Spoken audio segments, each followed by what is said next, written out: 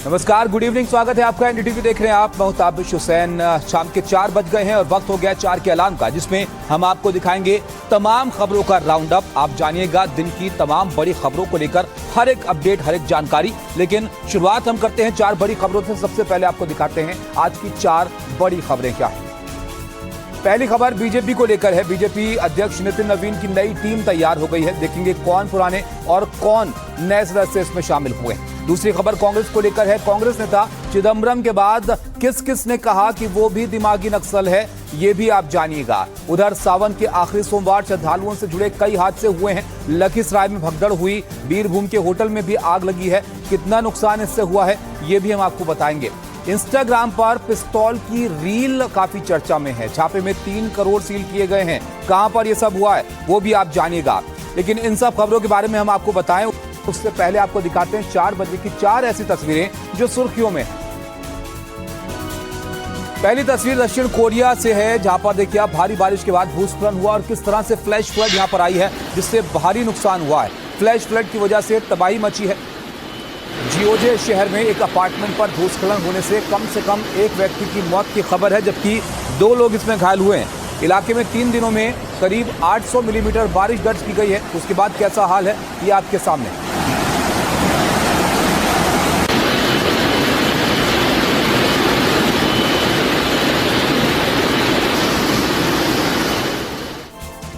Belgium के जंगल में भीषण आग का तांडव देखने को मिल रहा है। ये देखिए आप, दूर तक इसी तरह आग का गुबार दिख रहा है, धुआं दिख रहा है, जिसको हेलीकॉप्टर के जरिए बुझाने की कोशिश हो रही है। यहाँ पर 30 वर्ग किलोमीटर का इलाका है जहां पर यह आग फैली हुई है और 600 लोगों को सुरक्षित जगहों पर इस आग की वजह से भेजा गया है।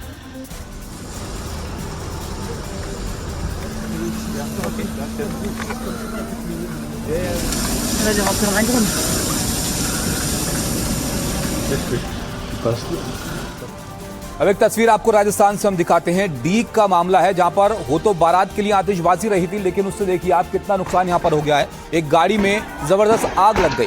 कार की छत पर दरअसल पटाखे जलाते हुए चिंगारी उससे छूटी और उसके बाद गाड़ी में आग लगी और धू धू कर ये पूरी कार जो है वो जलकर खाक हो गई। पश्चिम बंगाल के कलिम्पोंग जिले में बड़ा भूस्खलन हुआ है। यहां पर देखिए आप कैसे ये पूरा का पूरा पहाड़ का हिस्सा नीचे पानी की तरह बहकर आ गया। भूस्खलन से भूपापे इलाके में लैंडस्लाइड से पर्यटकों और यात्रियों में दहशत फैल गई है। भूस्खलन में पुल की दीवार का एक हिस्सा ढह गया, जिससे रास्ता पूरी तरह से बंद हो गया है और वाहनों की आवाजाही भी यहां ठप हो गई।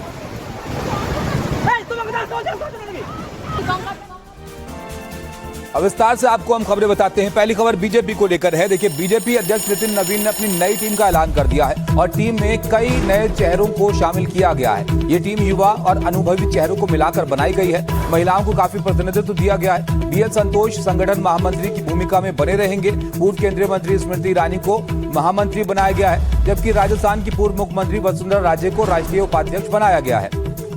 अनिल बलूनिया प्रमुख बने रहेंगे। तो इस तरह से ये नई टीम यहाँ पर तैयार की गई है। हमारे साथ विकास भदौरिया हमारे सहयोगी जुड़ रहे हैं। विकास, जरा बताइए किस तरह का स्वरूप है इस नई टीम का, कितने नए सदस्य हैं, कितने पुराने लोग इस बार भी नजर आ रहे हैं? ये बिल्कुल देखिए, नए सदस्यों के साथ साथ पुराने अनुभव और संगठन के पुराने क्षमतावान कार्यकर्ताओं को फिर से जगह दी गई है। 40% से ज़्यादा ऐसे नेताओं को संगठन में जगह दी गई है जो वंचित तबके से आते हैं। 40% से ज़्यादा ऐसे चेहरे हैं जिनको संगठन में कम उम्र के बावजूद 40 से कम उम्र के बावजूद जगह दी गई है। हमारे साथ लाल सिंह आ रहे हैं, जिनको पार्टी में उपाध्यक्ष बनाया गया, राष्ट्रीय उपाध्यक्ष की जिम्मेदारी दी गई है। पिछली बार वो एससी मोर्चा के अध्यक्ष हुआ करते थे। लंबे समय से ग्वालियर के पास गोहद एक जगह, वहाँ से विधायक रहे हैं और लंबा अनुभव है। पिछड़े दलित की राजनीति के जरिए धीरे धीरे समाज को मजबूत करते हुए राष्ट्रीय स्तर पर पहचान बनाई है। आपको लग रहा है ये टीम जो है 2029 के चुनाव के मद्देनजर कारगर भूमिका निभा पाएगी? मैं सबसे पहले तो माननीय राष्ट्रीय अध्यक्ष नितिन नवीन जी को आभार व्यक्त करता हूं कि उन्होंने मुझ पर विश्वास करते हुए अपनी राष्ट्रीय टीम में राष्ट्रीय उपाध्यक्ष की जिम्मेदारी दी है। आदरणीय नितिन नवीन जी ने जो टीम बनाई है, उनको एक प्रशासनिक अनुभव है, एक संगठनात्मक अनुभव है, एक सामाजिक संतुलन है, एक भौगोलिक संतुलन है। एक ऐसी टीम बनाई है जो संगठन के विस्तार को ऊंचाइयां कहीं ना कहीं देगी। क्योंकि उसमें कुछ मुख्यमंत्री भी रहे हैं, कुछ संगठन के प्रदेश अध्यक्ष भी रहे हैं, कुछ मोर्चों के अध्यक्ष भी रहे हैं। तो एक लंबा राजनीतिक अनुभव कहीं ना कहीं है। ऐसी टीम आदरणीय नितिन नवीन जी ने राष्ट्रीय टीम बनाई है। और मुझे लगता है माननीय प्रधानमंत्री जी का जो सपना है विकसित भारत और आत्मनिर्भर भारत का, कहीं ना कहीं भारतीय जनता पार्टी की पूरी टीम पूरी ताकत से लगकर उसको प्राप्त कराने में सहायक। ये कहा गया कि जैन जी का आंदोलन हुआ है, कम उम्र के नेताओं को ज्यादा जगह दी जाएगी। आपको लग रहा है कि जितने बच्चों को या जितने कम उम्र के नेताओं को जगह दी गई है वो इतने परिपक्व हैं कि इस पार्टी की राष्ट्रीय स्तर की भूमिका को निभा पाए? मुझे लगता है कि जो नई टीम है उस नई टीम में कोई भी ऐसा आदमी नहीं है जो 1 साल 2 साल काम करता हो। ऐसी टीम बनी जिनको 20 साल का, 25 साल का, 30 साल का अनुभव है। छात्र जीवन से समाज में आने वाली चुनौतियों का सामना कर रहे हैं, जिज्ञासाओं का समाधान कर रहे हैं, सेवा का व्रत लेकर आगे तमाम पदों पर रह के काम कर रहे हैं। ऐसी पूरी टीम बनी है और मुझे लगता है ये टीम कहीं ना कहीं भारतीय जनता पार्टी के लिए हनुमान अंगद नंदिल साबित होगी और संगठन विस्तार को नई ऊंचाइयां देगी। पहली चुनौती उत्तर प्रदेश, उत्तराखंड, हिमाचल और गोवा से आने वाली है आपके सामने, इसके लिए तैयार है पार्टी? मुझे लगता है कांग्रेस कोई चुनौती बची नहीं, जिसकी दुकान बंद हो गई है, शटर डाउन हो गए हैं, इसलिए षड्यंत्रों के आधार पर वो उत्तर प्रदेश में तो कांग्रेस से आपका मुकाबला ही नहीं, वहां तो समाजवादी पार्टी से है। लग रहा है कि इंडी गठबंधन भी उन्हीं का एक अंग है। तो चाहे उत्तर प्रदेश हो, उत्तराखंड हो, अब की बार हिमाचल भी और पंजाब भी भारतीय जनता पार्टी जीतेगी। इसके एक नहीं कई कारण हैं। एक कारण है कि देश के प्रधानमंत्री संवेदनशील हैं, वो सबके लिए काम करते हैं, किसान के लिए, महिला के लिए भी, दलित के लिए भी, आदिवासी के लिए भी, महापुरुषों के सम्मान की दृष्टि से भी, सनातन संस्कृति के संरक्षण के लिए भी काम करते हैं। 140 करोड़ लोगों को मोदी जी पर विश्वास है। चुनाव देखे जाएं लाल सिंह आर्य जी, केरल का चुनाव देखा जाए, तमिलनाडु का चुनाव देखा जाए, पश्चिम बंगाल के, ये 3 विधानसभा चुनाव हुए हैं। सब जगह सत्ता विरोधी वोट मिला और नई सरकारें बनी है, विपक्ष की सरकार बनी है। अब जो विधानसभा के चुनाव होने हैं, सब जगह आपकी सरकार है बीजेपी की। क्यों नहीं ये ट्रेंड कंटिन्यू करेगा? मुझे लग रहा है ट्रेंड हर जगह नहीं चलता है। दक्षिण में हमने विस्तार किया है, लेकिन हमने उड़ीसा में और बंगाल में चुनौती देकर सरकार भी बहुमत के साथ बनाई है। लेकिन भारतीय जनता पार्टी की जहाँ सरकार है, हम रिपीटेशन लगातार कर रहे हैं। ये रिपीटेशन होने का कारण है कि जनता का हमने विश्वास जीता है, जनता की ईमानदारी से, पारदर्शी ढंग से हमने सेवा की है। कांग्रेस एंटी गठबंधन के लिए हमने घोटाले नहीं किए हैं, हमने लोगों की जेबें नहीं काटी हैं, लोगों की ईमानदारी से सेवा की है। उसी का परिणाम है कि हम उत्तर प्रदेश में रिपीट हो रहे हैं, हम मध्य प्रदेश में रिपीट हो रहे हैं, हम उत्तराखंड में रिपीट हो रहे हैं। तो आने वाले समय में इसी प्रकार से पार्टी लगातार आगे बढ़ती जाएगी। ठीक है, अब ये बताइए, महिलाओं को ज़्यादा रिप्रेजेंटेशन की बात होती है, 33% आपने इसमें पार्टी के संगठन में भी इसको लागू किया है। लेकिन चुनाव में जब टिकट देने की बारी आती है तो 33% टिकट देने से पार्टियां बचती हैं। उसके लिए कानून के सहारे की क्या जरूरत है? ऐसे भी लागू कर सकते हैं? मुझे लग रहा है जब कोई नियम कायदा कानून बन जाता है तो फिर समाज में उसकी स्वीकारता बढ़ जाती है। माननीय प्रधानमंत्री जी की इच्छा है कि 33% आरक्षण के माध्यम से कुछ सीटों को हम आरक्षित करेंगे, समाज उसको स्वीकार करेगा, समाज कभी मना नहीं करता, क्योंकि वो व्यवस्था उस प्रकार की होगी। देश का एक कानून लागू है तो हर कोई मानता कि नहीं मानता। इसी प्रकार से 33% आरक्षण की एक अच्छी और सच्ची मंशा आदरणीय प्रधानमंत्री जी के है। उसमें कहीं ना कहीं रुकावट इंडी गठबंधन कांग्रेस आ रही है, लेकिन आने वाले समय में इस अवरोध को भी मोदी जी पार करेंगे और हिंदुस्तान की 33% बहनों को उनका सम्मान दिलाने का, अधिकार दिलाने का काम मोदी जी करेंगे। बहुत बहुत शुक्रिया। लाल सिंह आर्य जी हैं, पार्टी के उपाध्यक्ष हैं। आइए जगह दे दीजिए इनको। देखिए, आज जिम्मेदारी मिली है और आज ही इनकी एक वीसी भी है और इस वीसी को बीच में हमने रुकवा दिया, हमें क्षमा करिएगा लाल सिंह जी। और देखिए, लगातार यहाँ पर पार्टी कार्यालय के भीतर का नज़ारा है। यहाँ पर बधाई देने वालों का तांता लगा हुआ है। जो पदाधिकारी यहाँ पर मौजूद हैं उनके बीच लगातार कार्यकर्ता पहुँच रहे हैं। और ये देखिए, युवा मोर्चा का अध्यक्ष कार्यालय तेजस्वी सूर्या, अब नए अध्यक्ष यहाँ पर हेमांग जोशी बैठेंगे, गुजरात से आते हैं, उनको ये जिम्मेदारी दी गई है। तो पार्टी कार्यालय के भीतर का जो नज़ारा है, आप लगातार भीड़भाड़ देख रहे हैं। हालांकि बहुत कम ही कार्यकर्ता यहाँ पर मौजूद हैं या पार्टी का नेतृत्व मौजूद है, लेकिन उसके बावजूद जैसे ही कार्यकर्ताओं को ये पता चलता है कि नियुक्ति हो गई है, उनके नेता यहाँ पर हैं, तो वो उनको बधाई देने के लिए यहाँ पर पहुँचने लगते हैं। और देखिए, इस वक्त हम चौथी मंजिल पर हैं और आपको यहाँ से बीजेपी कार्यालय के नीचे का नज़ारा दिखाते हैं। देखिए, ये जो दालान है उसमें कमल के फूल की आकृति आपको दिख रही होगी। और ये जो ग्राउंड फ्लोर है, यहाँ से अगर आप इस दालान को देखेंगे, इस लॉन को देखेंगे, तो यहाँ पर कमल के फूल की आकृति दिखती है। और आज नितिन नवीन की टीम का कमल कहा जा सकता है कि खिला है, क्योंकि उन्होंने अपनी टीम की पूरी टीम का ऐलान कर दिया है, मोर्चों तक का ऐलान। विकास साहब के पास आऊंगा मैं, इस बीच एक और बड़ा अपडेट दे देते हैं। देखिए, पीएम मोदी ने पूरी टीम को यहां पर बधाई दी है। संगठन को मजबूत करेगी ये टीम, अनुभव और ऊर्जा का संगम है, जनसेवा पर टीम का मुख्य फोकस रहेगा। पीएम ने टीम को शुभकामनाएं भी इस संदेश के साथ यहां पर दी हैं। तो विकास, देखिए, पीएम ने भी अब यहां पर अपना जो शुभकामनाओं का संदेश है वो भी दे दिया है, और जिसमें वो बातों का जिक्र कर रहे हैं कि जनसेवा पर टीम का मुख्य फोकस रहेगा और संगठन को मजबूत करेगी। अब संगठन के लिए किस तरह की चुनौतियां बीजेपी के सामने हैं, आने वाले जो चुनाव जहां पर होने इन राज्यों में, वहां से कितना इस टीम के अंदर प्रतिनिधित्व दिख रहा है, जरा वो भी बताइए। ये देखिए, बिल्कुल संगठन के सामने जो सबसे बड़ी चुनौती है वो उन राज्यों में दोबारा सरकार वापसी की है, जैसे उत्तर प्रदेश है, उत्तराखंड है, गोवा है, जहां पर बीजेपी की सरकारें हैं। और उसके अलावा मैं अपने कैमरामैन रोशन से कहूंगा कि आगे बढ़ते चलें, ताकि लोग इस बीजेपी दफ्तर का नज़ारा भी लेते रहें कि क्या हलचल है पार्टी ऑफिस में। इस समय हम पार्टी दफ्तर के चौथे फ्लोर पर हैं, इसके ऊपर 5वां फ्लोर है, जहां पर पार्टी के राष्ट्रीय अध्यक्ष नितिन नवीन बैठते हैं, और यहीं से पूरी पार्टी का कार्य संचालन होता है। भीतर का नज़ारा हम आपको दिखा रहे हैं। ये 3रा फ्लोर है, जहाँ पर पार्टी के जो है वो राष्ट्रीय उपाध्यक्ष और राष्ट्रीय मंत्री यहाँ पर बैठते हैं। उनके कमरों की देखिए नेम प्लेट लगी हुई है। राष्ट्रीय उपाध्यक्ष इस फ्लोर पर ज़्यादातर बैठते हैं। यहाँ पर अरुण सिंह पार्टी के राष्ट्रीय महासचिव, जो कि अब निवर्तमान हो गए हैं, उनका ये कमरा है। लगातार हम आपको चलते हुए पार्टी के दफ्तर का नज़ारा दिखा रहे हैं। लेकिन जो बात आपने कही कि संगठन की बड़ी जिम्मेदारी क्या है, वो चुनाव जिताना है। संगठन ही चुनाव लड़ता है, सरकार उस समय पीछे चली जाती है। और यही वजह है कि अब जो सबसे बड़ी सामने आके खड़ी हुई है वो उत्तर प्रदेश में 3री बार सरकार बनाने की, उत्तराखंड में 3री बार फिर से सरकार बनाने की, गोवा में फिर से सरकार बनाने की, हिमाचल प्रदेश का भी चुनाव है। हिमाचल प्रदेश में एक बार फिर से पार्टी कोई जीत दर्ज कराने की जिम्मेदारी है। और देखिए, बिल्कुल विकास, आपने सही बात यहाँ पर कही कि अब देखिए नई टीम तो यहाँ पर बन गई है, लेकिन नई टीम के सामने चुनौती अब आने वाले उन राज्यों में चुनाव को जिताना है जहाँ पर बीजेपी की सरकार है। और ये अब देखिए किस तरह से अब बीजेपी के लिए कारगर हो पाता है जो नई टीम का गठन है। बहुत शुक्रिया विकास आपका सब जानकारी के लिए। आगे बढ़ते हैं और एक और बड़ी खबर के बारे में आपको बताते हैं। देखिए, एक शब्द इन दिनों बहुत चर्चा में है, दिमागी नक्सल। इसको लेकर बहुत सियासत भी हो रही है। स्वतंत्रता दिवस पर प्रधानमंत्री मोदी ने दिमागी नक्सल से जुड़े बयान पर विपक्ष की तीखी प्रतिक्रिया जो है वो लगातार जारी है। कांग्रेस नेता पी चिदम्बरम द्वारा खुद को दिमागी नक्सल बताए जाने पर असम के मुख्यमंत्री हेमंत बिस्वा शर्मा ने कहा कि चिदम्बरम विशुद्ध नक्सल हैं। पीडीपी अध्यक्ष महबूबा मुफ्ती ने भी खुद को दिमागी नक्सल बताया है। आपके संयोजक अरविंद केजरीवाल ने भी कहा कि प्रधानमंत्री के हिसाब से वो भी दिमागी नक्सल हैं। हथियारी नक्सल तो गए, लेकिन दिमागी नक्सल मौके की तलाश में है।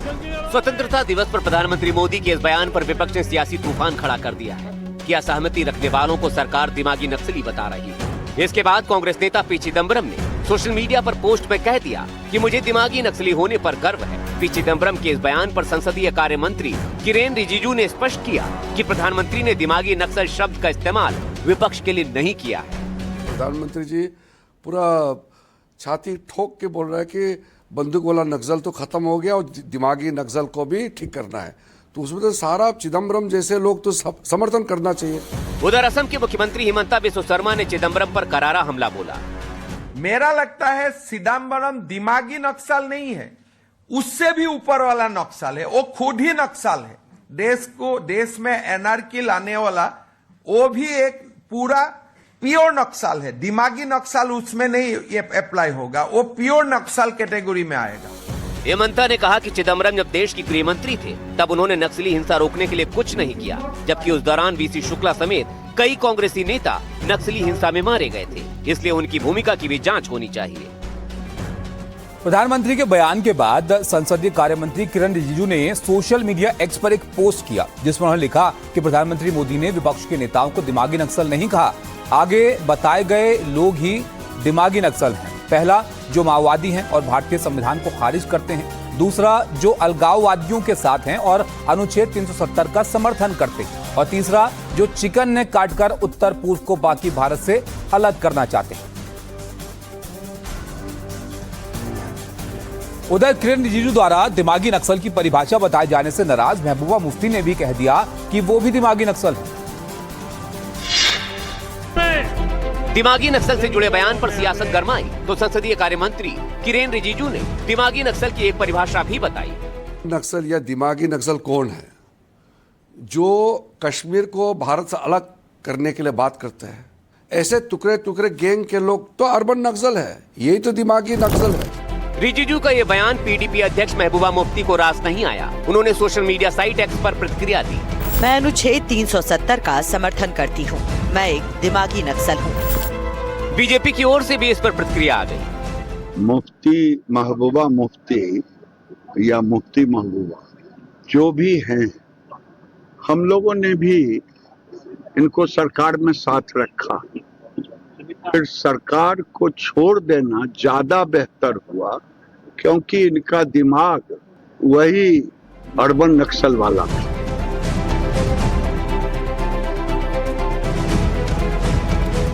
अब देखिए, इस पूरे मुद्दे में केजरीवाल भी कूद आए हैं। उधर बीजेपी भी विपक्ष के नेताओं को प्रतिक्रिया देने में पीछे नहीं है। उनकी तरफ से भी लगातार जवाब दिया जा रहा है। प्रधानमंत्री जी के हिसाब से दिमागी नक्सली कौन है? जो इस देश में प्रश्न उठाने की हिम्मत करता है, प्रधानमंत्री जी के हिसाब से वो दिमागी नक्सली है। जो सड़ी गली व्यवस्था को बदलना चाहता है, जो अच्छे सरकारी स्कूल चाहता है, जो अच्छे सरकारी अस्पताल चाहता है, जो बिजली चाहता है, पानी चाहता है, सीवर चाहता है, ड्रेनेज चाहता है, अच्छी व्यवस्था चाहता है, भ्रष्टाचार मुक्त भारत का सपना देखता है। मैं प्रधानमंत्री जी को कहना चाहता हूं कि मैं अरविंद केजरीवाल आपके हिसाब से दिमागी नक्सली हूं, क्योंकि मैं देशभक्त हूं और मुझे इस बात का गर्व है। देखिए, कितने आश्चर्य की बात है कि प्रधानमंत्री जी ने कहा और इतनी तुरंत प्रतिक्रिया हुई कि पूरे देश के सामने आ गया कि किसके दिमाग में नक्सल बैठा हुआ है और वह स्वयं गर्व की अनुभूति करने लगे। प्रधानमंत्री जी ने जो कहा, अगर प्रधानमंत्री जी जरा सी नजरें झुका के देख लें तो अपने इर्द गिर्द अपने चारों तरफ वही मिलेंगे जो संविधान को नहीं मानते, वही मिलेंगे जो देश के अंदर नफरत बांटते हैं, वही मिलेंगे जो धर्म देख करके लोगों के साथ व्यवहार करते हैं, वही मिलेंगे जो दूसरों के धार्मिक स्थलों को तोड़ने का काम करते हैं, वही सब लोग मिलेंगे जो जाति देख करके उनकी बारात नहीं निकलने देते, वही सब लोग मिलेंगे जो आदिवासियों को उजाड़ने के अंदर विश्वास रखते हैं। सब लोग प्रधानमंत्री के इर्द गिर्द आपको मिल जाएंगे। अब कांग्रेस नेता कह रहे हैं कि हम ही हैं, तो आगे हमको कुछ कहने की आवश्यकता है। आगे बढ़ते हैं और आपको दिखाते हैं 4 बजे की 4 बड़ी खबरें। भारतीय नौसेना की समुद्री निगरानी क्षमता और होगी मजबूत। रक्षा मंत्रालय ने अमेरिकी कंपनी जनरल एटॉमिक्स से किया समझौता। 1943 करोड़ रुपए के 2 MQ-9B सी गार्जियन ड्रोन 30 महीने के लिए लीज पर लेगा भारत और हिंद महासागर क्षेत्र में निगरानी और खुफिया जानकारी जुटाने में करेंगे मदद। स्वतंत्रता दिवस से पहले ISI समर्थित शहजाद भट्टी नेटवर्क का भंडाफोड़। गृहमंत्री अमित शाह ने पोस्ट करके दी जानकारी। 14 राज्यों में 200 से ज्यादा संदिग्धों को किया गया गिरफ्तार। IED, ग्रेनेड, पिस्तौल समेत कई आपत्तिजनक सामान बरामद। दिल्ली में प्रधानमंत्री नरेंद्र मोदी से मिले महाराष्ट्र के मुख्यमंत्री देवेंद्र फडणवीस। महाराष्ट्र की विकास परियोजनाओं और केंद्र राज्य समन्वय से चल रही योजनाओं पर चर्चा हुई। दिल्ली में जैतपुर वार्ड की आप पार्षद हेमा श्रीचंद बोरा के पति गिरफ्तार। दिल्ली पुलिस के प्लॉट पर कब्जा करने का आरोप, शिकायतकर्ता को धमकाने के आरोप में हुई गिरफ्तार। मध्य प्रदेश के उज्जैन से बड़ी खबर आपको बताते हैं। यहां पर महाकाल परिसर में आज सुबह नागचंद्रेश्वर मंदिर के पास भगदड़ जैसे हालात बन गए। कई श्रद्धालु उसमें घायल हो गए, कई बेहोश हो गए हैं। यहां नाग पंचमी के मौके पर भारी भीड़ जमा थी। घायलों को अस्पताल में इसके बाद भर्ती करवाया गया है। महाकाल मंदिर में आस्था का जो जनसैलाब उमड़ा, वही खौफनाक मंजर में बदल गया। नागचंद्रेश्वर मंदिर के पास जैसे ही बैरिकेड हटाया गया, भीड़ के दबाव से सारे सुरक्षा इंतजाम धराशायी हो गए। चारों तरफ सिर्फ चीख पुकार और मदद की गुहार सुनाई दे रही। भगदड़ जैसे हालात बने और अफरा तफरी मच गई। लोग नीचे गिरने लगे, कोई बैरिकेड में फंस गया, लेकिन बहुत से लोग उनके ऊपर से गुजर गए। कोई दर्द से कराह रहा था तो किसी का दम घुट रहा था। फिर एकदम से जब बैरिकेड खुलना तो भगदड़ मच गई। उधर से टेंट भी गिर गया, सारे बैरिकेड नीचे गिर गए और बैरिकेड के नीचे मेरे 2 ही पैर फंस गए। एक को मैंने जैसे जैसे निकाला, बाकी दूसरा मेरा पैर पूरा चुर्रा हो गया, वहीं पे फ्रैक्चर पूरा हो गया। हादसे में घायल लोगों को उज्जैन के जिला अस्पताल में भर्ती कराया गया है। पीड़ित परिवार अपनों का हाल जानने के लिए बेताब दिखे। इस घटना ने मंदिर और जिला प्रशासन पर गंभीर सवाल उठा दिए हैं।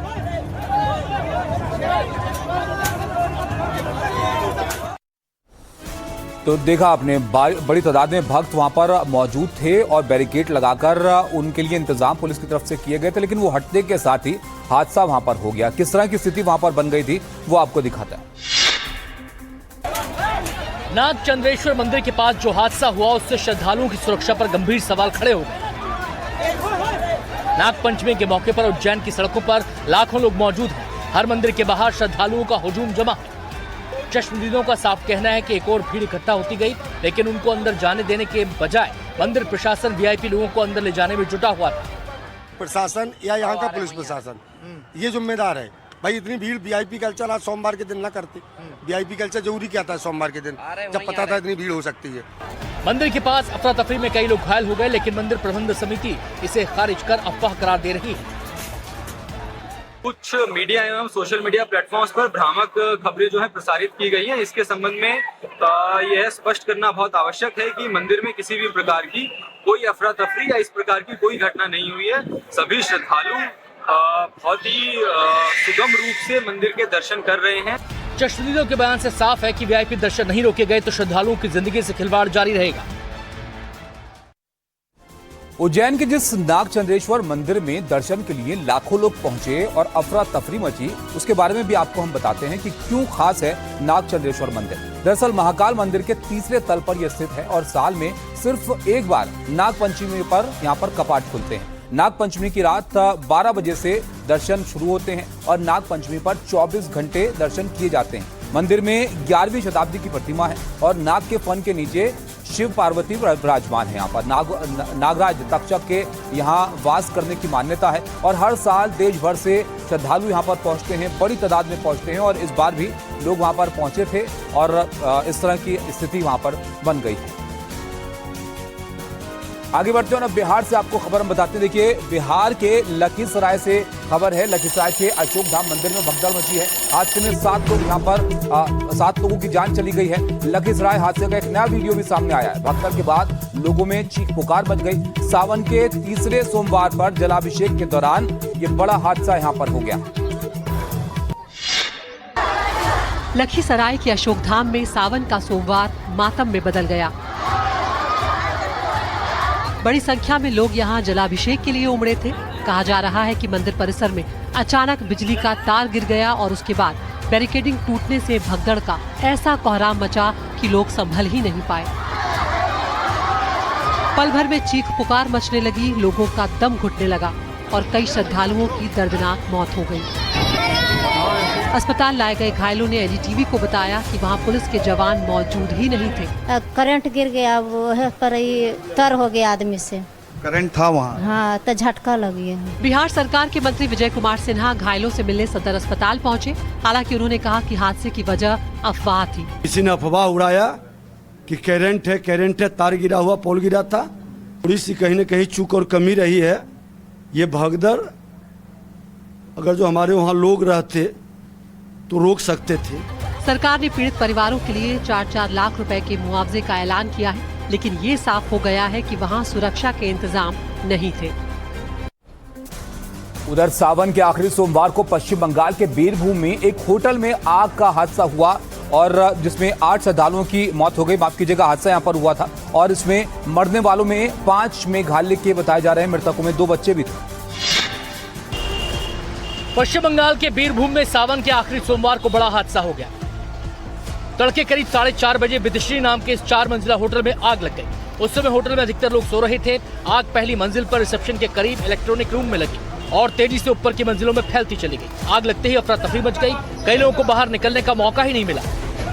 8 लोगों की हादसे में मौत हो गई। होटल में मौजूद अधिकतर लोग वो श्रद्धालु थे जो सावन के आखिरी सोमवार तारापीठ के मशहूर काली मंदिर में भगवान शिव के दर्शन के लिए आए थे। दमकल की गाड़ियों ने काफी मशक्कत के बाद आग पर काबू पाया। इस बीच घायलों को रामपुर हाट गवर्नमेंट मेडिकल कॉलेज में भर्ती कराया गया। होटल लॉज के जो मालिक, उनके जो लड़के जिसको चलाते थे, उनको हमने प्राथमिक हिसाब से डिटेन करके पूछताछ हम लोग कर रहे हैं। इसमें हम लोग स्ट्रिक्ट लीगल एक्शन लेंगे। इस बीच होटल के कर्मचारियों का दावा है कि आग शॉर्ट सर्किट से लगी। हालांकि इसकी पुष्टि जांच के बाद ही हो पाएगी।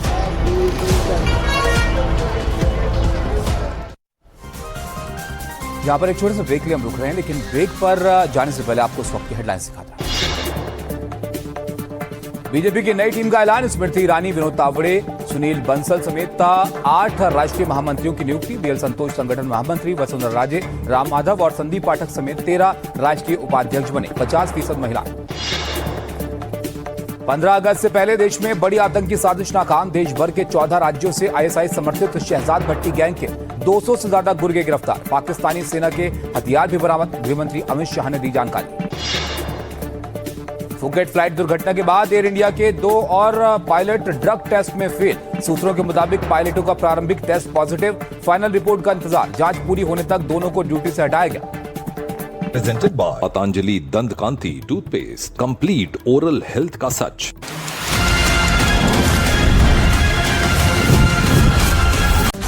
आतंकवाद के खिलाफ सुरक्षा बलों की बड़ी कार्रवाई हुई है। आतंकी शहजाद भट्टी का गैंग ध्वस्त किया गया है। 200 से ज्यादा गुर्गे पकड़े गए हैं और गृहमंत्री अमित शाह ने खुद इस एक्शन के बारे में जानकारी दी है। स्वतंत्रता दिवस के मौके पर बड़ी साजिश यहाँ पर जो ये लोग सोच रहे थे उसको नाकाम किया गया है। आतंकी शहजाद भट्टी के गैंग पर यह कार्रवाई की गई है। 200 से ज्यादा गुर्गों को पकड़ा गया है। पाकिस्तान में बैठे आतंकियों का खात्मा करने के लिए सुरक्षा एजेंसियों ने अब तक का सबसे निर्णायक प्रहार किया है। स्वतंत्रता दिवस पर भारत को दहलाने की साजिश रच रहे शहजाद भट्टी के पूरे सिंडिकेट को उखाड़ फेंका है। खुद गृह मंत्री अमित शाह ने इस बड़े ऑपरेशन का खुलासा कर दुश्मनों को कड़ा संदेश दिया। स्वतंत्रता दिवस से पहले आईएसआई समर्थित आतंकी गुट शहजाद भट्टी नेटवर्क को खत्म कर दिया। 200 से ज्यादा सदस्यों को गिरफ्तार किया गया और उनके खतरनाक मंसूबों को नाकाम कर दिया। सुरक्षा बलों ने 14 राज्यों में एक साथ ऑपरेशन चलाया और इस नेटवर्क को ध्वस्त किया, जो आतंकवाद के प्रति भारत की जीरो टॉलरेंस नीति का एक बेहतरीन उदाहरण है। गृह मंत्री अमित शाह ने यह भी बताया कि आईएसआई से फंड पाने वाले इस गुट के पास से भारी मात्रा में सामान बरामद किया गया, जिसमें आईडी, पाकिस्तान ऑर्डिनेंस फैक्ट्री के निशान वाले ग्रेनेड, पिस्तौल, जिंदा कारतूस और जासूसी के लिए इस्तेमाल होने वाले सीसीटीवी कैमरे शामिल थे।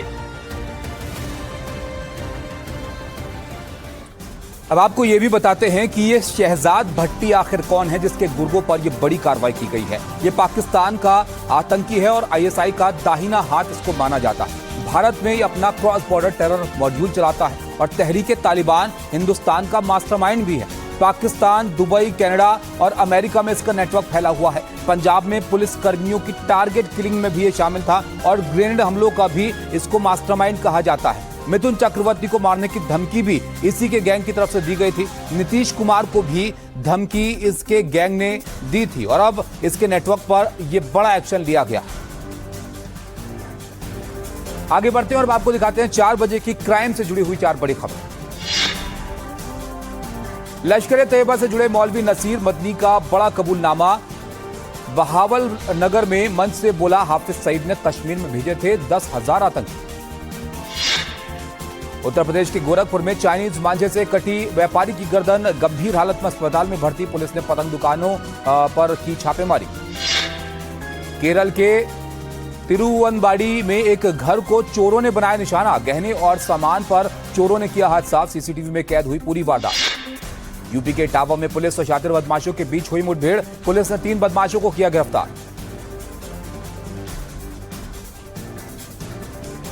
आगे बढ़ते हैं और एक बड़ी खबर आपको बताते हैं मध्य प्रदेश से। मध्य प्रदेश के सागर से चौंकाने वाली खबर सामने आई है। सागर के ऑटो चालक के घर से करोड़ों रुपए मिले। रील बनाने वाले के घर से इतनी बड़ी रकम मिली है जिससे जानकर लोग हैरान हो गए। पिस्तौल ढूंढने के लिए पुलिस यहां पर गई थी और खजाना उसके हाथ लग गया। घर में अलमारी में 3 करोड़ रुपए रखे थे। गिनने के लिए मशीन यहां पर मंगवानी पड़ी है।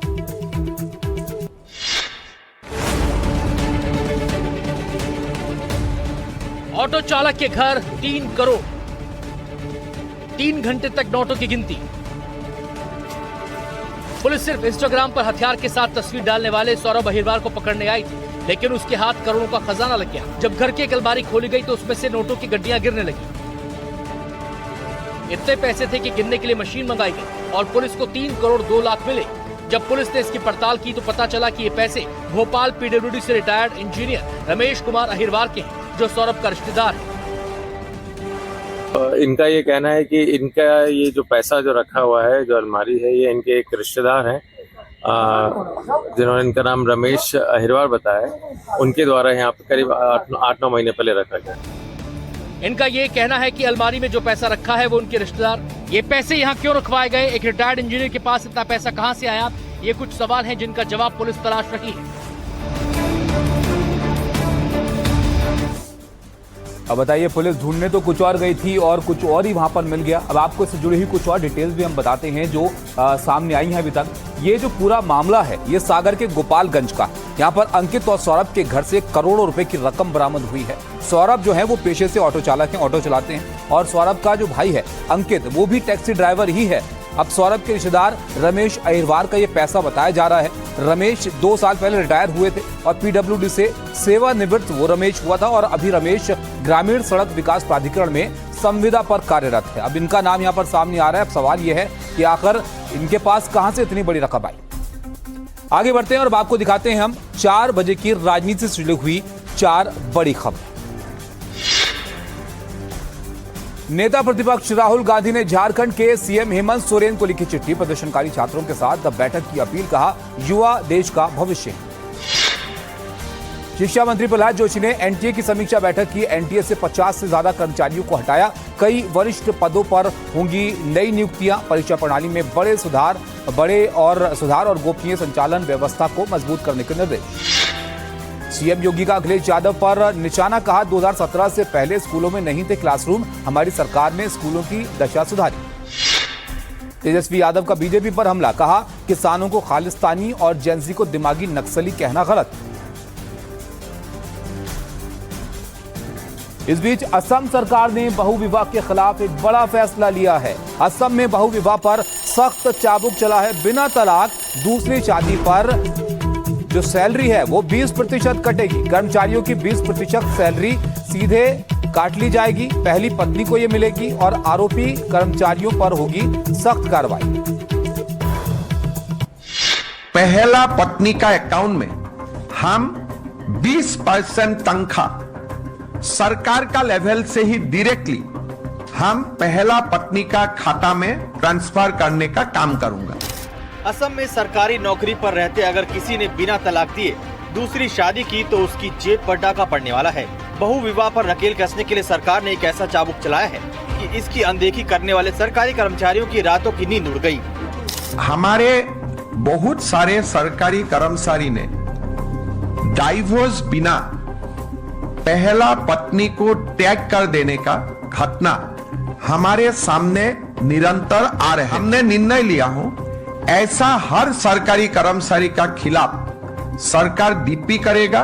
हेमंत सरकार पहले ऐलान कर चुकी है कि जो सरकारी कर्मचारी अपने माता पिता का ख्याल नहीं रखेगा उसकी 10% सैलरी माता पिता के खाते में जाएगी।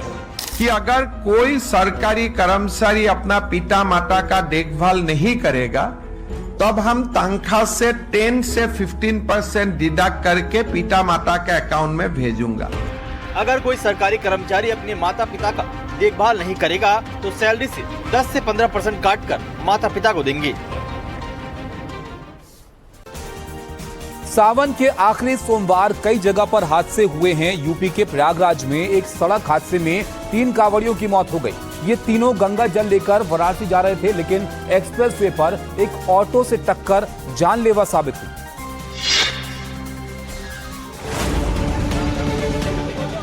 प्रयागराज में रविवार देर रात कांवड़ियों से जुड़ा बड़ा हादसा। गंगा जल लेकर वाराणसी जा रहे 3 कांवड़िए एक बाइक पर सवार थे। जब वो प्रयागराज वाराणसी हाईवे पर सरबतीपुर गांव के पास से गुजर रहे थे तभी सामने से आ रहे एक ऑटो रिक्शा से उनकी सीधी भिड़ंत हो गई। तीनों गंभीर रूप से घायल हो गए। एक युवक की मौके पर ही मौत हो गई। बाकी 2 घायलों को तुरंत इलाज के लिए स्वरूप रानी नेहरू अस्पताल ले जाया गया, लेकिन उन्हें बचाया नहीं जा सका। अस्पताल में उन्होंने दम तोड़ दिया।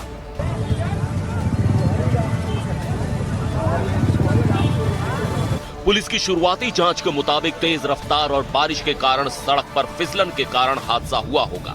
पुलिस ने शवों को पोस्टमार्टम के लिए भेज दिया। दुर्घटना में शामिल ऑटो रिक्शा को पुलिस ने अपने कब्जे में ले लिया। मध्य प्रदेश के दतिया में एक गली में मामूली बात ने ऐसा उग्र रूप ले लिया कि सड़क का जो हिस्सा था वो जंग का मैदान बन गया। बाइक हटाने को लेकर शुरू हुआ विवाद देखते ही देखते हिंसक टकराव में तब्दील हो गया। लेकिन आखिर ऐसा क्या हुआ कि इस तरह की झड़प वहां पर हो गई, वो आपको दिखाते हैं 1 मिनट।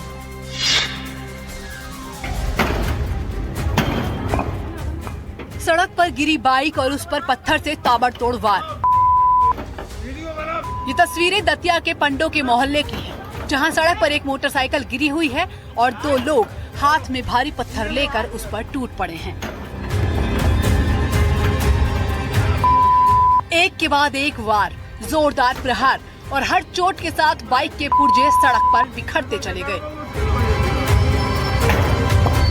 आसपास कई लोग मौजूद हैं।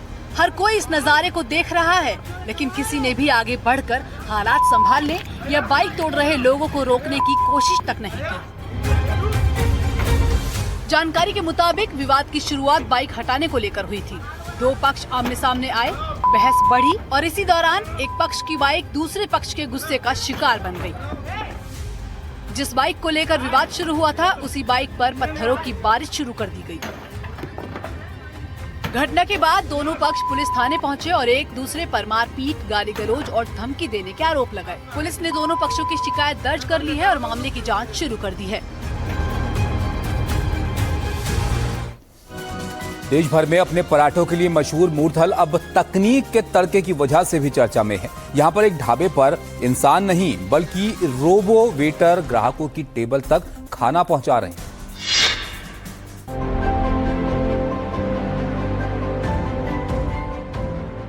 जिस मूर्थल का नाम सुनते ही गर्मा गर्म पराठों और देसी ढाबों की तस्वीर सामने आती है, वहां अब तकनीकी का नया रंग भी देखने को मिल रहा है। मूर्थल के एक ढाबे में अब वेटर की जगह रोबोट ग्राहकों को खाना सर्व कर रहे हैं। ऑर्डर तैयार होते ही खाने की ट्रे रोबोट पर रखी जाती है और फिर नेविगेशन सिस्टम की मदद से रोबोट खुद ब खुद सही टेबल तक पहुंच जाता है। एलईडी लाइटों से सजी आंखें, आकर्षक डिजाइन और स्मार्ट मूवमेंट इससे लोगों के आकर्षण का केंद्र बना रही हैं। इस रोबोट को बेंगलुरु की एक टीम ने तैयार किया है। मकसद सिर्फ खाना परोसना नहीं, बल्कि ग्राहकों को नई तकनीक का अनुभव देना भी है।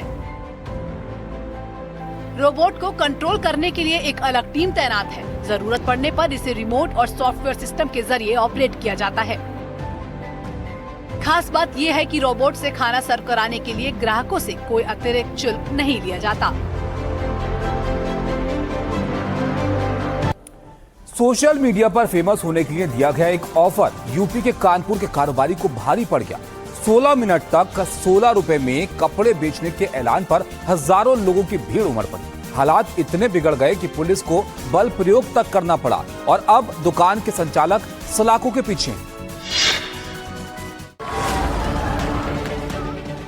कानपुर के अलार्म मार्केट में एक जन्मदिन ऑफर ने देखते ही देखते पूरे बाजार का माहौल बदल दिया। आलम स्मार्ट के संचालक रईस आलम ने अपने जन्मदिन पर सोशल मीडिया और स्थानीय इन्फ्लुएंसर के जरिए प्रचार किया कि सिर्फ 16 मिनट के लिए 16 रुपए में सामान और कपड़े दिए जाएंगे। सस्ते सामान के लालच में बड़ी संख्या में लोग दुकान के बाहर पहुंचे। देखते ही देखते भीड़ इतनी बढ़ गई कि हालात बेकाबू होने लगे। भीड़ इतनी बढ़ी कि पूरा चौराहा जाम हो गया और अफरा तफरी का माहौल बन गया। हालात बिगड़ते देख दुकान संचालकों ने लोगों को अंदर आने से रोक दिया। सूचना मिलते ही अनवरगंज पुलिस अतिरिक्त फोर्स के साथ मौके पर पहुंची। भीड़ को नियंत्रित करने के लिए पुलिस ने हल्का बल प्रयोग भी किया और लोगों को वहां से हटाया। पुलिस ने मोहम्मद आलम, रईस आलम और सलमान आलम के खिलाफ एफआईआर दर्ज कर ली है। रईस आलम और उसके भाई सलमान को गिरफ्तार भी कर लिया गया है। शादी के जश्न के बीच लापरवाही कैसे बड़े खतरे को न्योता दे सकती है, इसकी एक बानगी राजस्थान के डीग जिले में देखने को मिली। यहाँ पर कार की छत पर पटाखे फोड़ना कुछ बारातियों को भारी पड़ गया।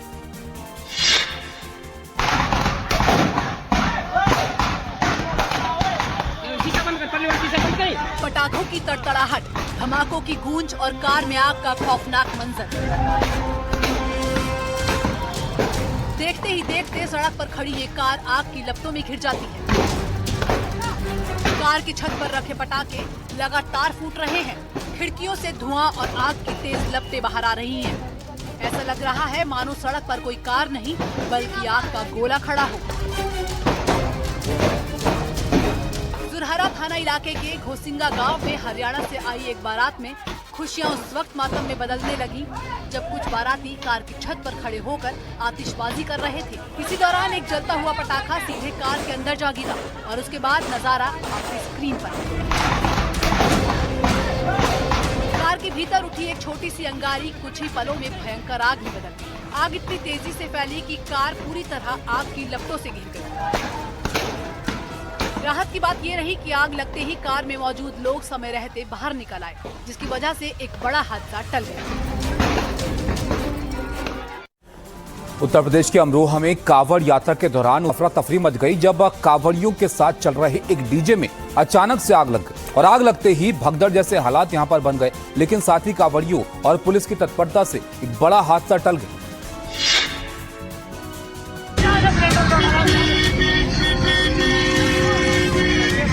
भोले की जयकारों और डीजे की धुनों के बीच आगे बढ़ रही कांवड़ यात्रा में अचानक हड़कंप मच गया। अमरोहा के गजरौला क्षेत्र में नेशनल हाईवे 9 पर कांवड़ियों के साथ चल रहे एक डीजे में देर रात अचानक आग लगी।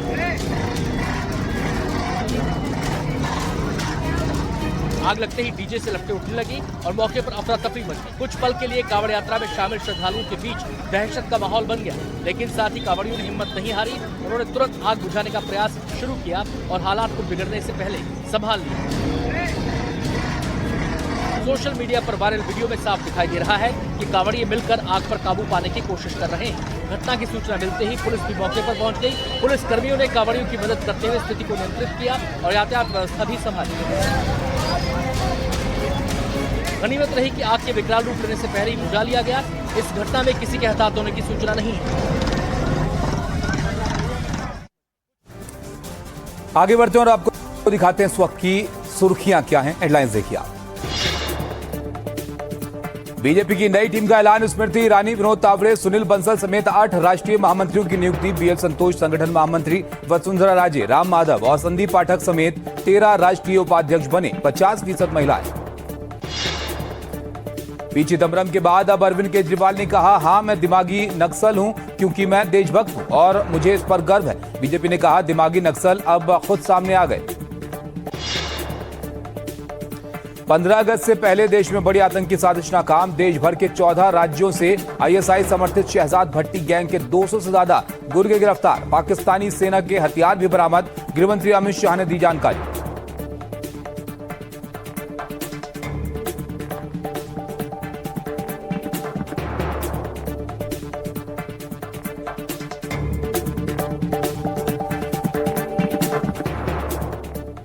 प्रायोजक हैं पेट सफा आयुर्वेदिक चूरन, पेट सफा हर रोग दफा।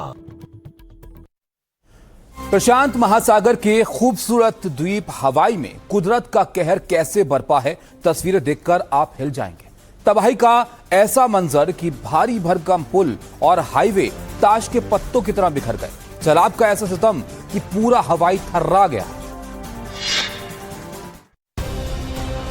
तस्वीरें बेहद भयानक। न पुल का पता है न सड़क का। सैलाब ने सब पर कब्जा जमा लिया है। तूफान ने ऐसा तांडव मचाया कि पल भर में सब कुछ तबाह और बर्बाद हो गया।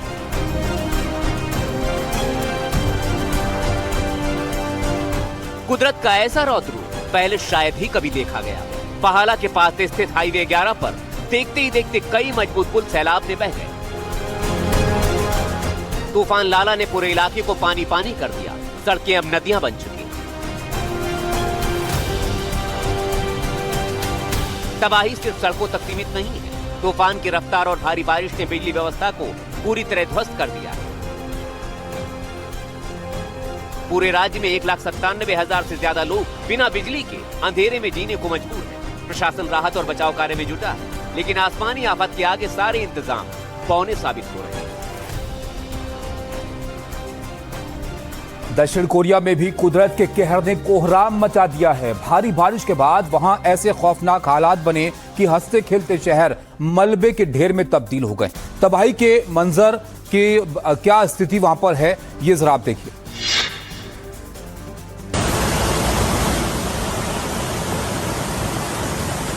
भारी बारिश के बाद तबाही और सिर्फ तबाही। सड़कों पर खौफ का मंजर देखिए। सड़कें दरिया बन चुकी हैं, गाड़ियां खिलौने की तरह बह रही हैं। ये मंजर है दक्षिण कोरिया के जंगप्योंग डोंग की। इन भयावह तस्वीरों को देखिए। कुदरत के इस रौद्र रूप को देखकर किसी की भी रूह कांप जाए। मूसलाधार बारिश के बाद ऊंची ऊंची इमारतें पानी के बीच टापू बन चुकी हैं और आलीशान सड़कें अब खौफनाक दरिया में तब्दील हो गई हैं।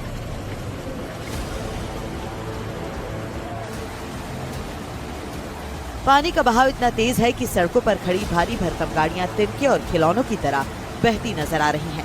पहाड़ों से आ रहे मलबे और भूस्खलन ने तबाही को दोगुना कर दिया है। इस भीषण त्रासदी के बीच सैलाब की चपेट में आने से एक शख्स की दर्दनाक मौत हो गई। पूरे इलाके में इमरजेंसी सेवाएं हाई अलर्ट पर हैं। राहत और बचाव दल जिंदगी बचाने की जद्दोजहद में जुटा है।